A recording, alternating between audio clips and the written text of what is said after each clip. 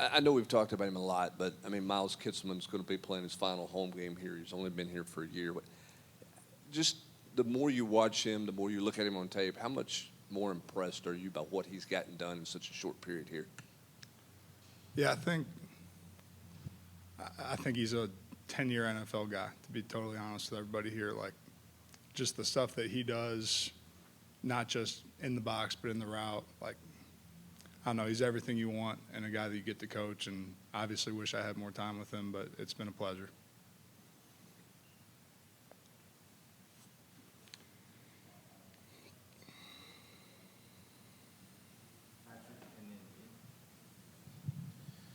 Alec, Coach Heupel talks a lot about improving. What are you guys looking to improve on as an offense this time of year? Where can you guys get better week to week?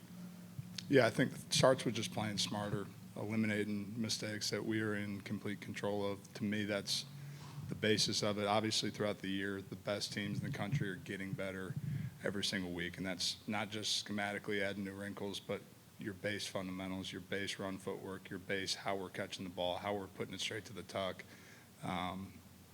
As the year goes on, you have to continue to get better in the fundamentals. But for us right now, it just starts with playing smarter. How would you assess where Ethan Davis is at right now? I know there's some older guys in the room with him, but what's key for him to maybe finding some more snaps? He's continued to take steps, and I think for him, as he realizes the weeks that he practices really well translates to playing better on Saturday. And he's in a spot right now where there's just two guys ahead of him that are playing at a really high level, and I have all the belief in the world in E. And certain games, depending on how much 12 personnel we're in, he gets more snaps, and depending on kind of what the third down menu is, he can see more snaps there. But he's just got to continue to invest and earn it during the week, and he's done a really good job. Today was one of his best practices. I know in essence it sounds easy to like control the controllables or, like you say, play smarter, but what is the challenge of, playing smarter every play, or how that can maybe sometimes be an Achilles heel to some teams? Yeah, it's just doing your job one play at a time. And, you can take the environment, and we talk a lot about you don't block out noise. Like, your brain doesn't work that way. When things are going on, you've got to focus on your assignment, your job, keying the football, making sure my eyes are in the right spot. It's just a detail and focus. During the week, I think our guys do a really good job preparing where they can tell you exactly what it is. Once you're out there, especially in environments like Saturday night, it's a hyper-focus on your job and doing it one play at a time. Couple games now that Miles Kitselman has kind of been the go-to guy on the first drive of the game. Why do you think it's so effective to go with the tight end so early on in a contest? Yeah, on any of those concepts, could have been anybody's ball just based on what you're getting. And I think he's a guy that I never have to worry his kid's ready when that ball is snapped. And to be able to go execute the first drive the way we did was awesome. Obviously, got to continue that. Coach, in self-scouting, how much have you guys been able to avoid being predictable based on your personnel or alignment, including kind of expanding what you guys do with that 12 personnel?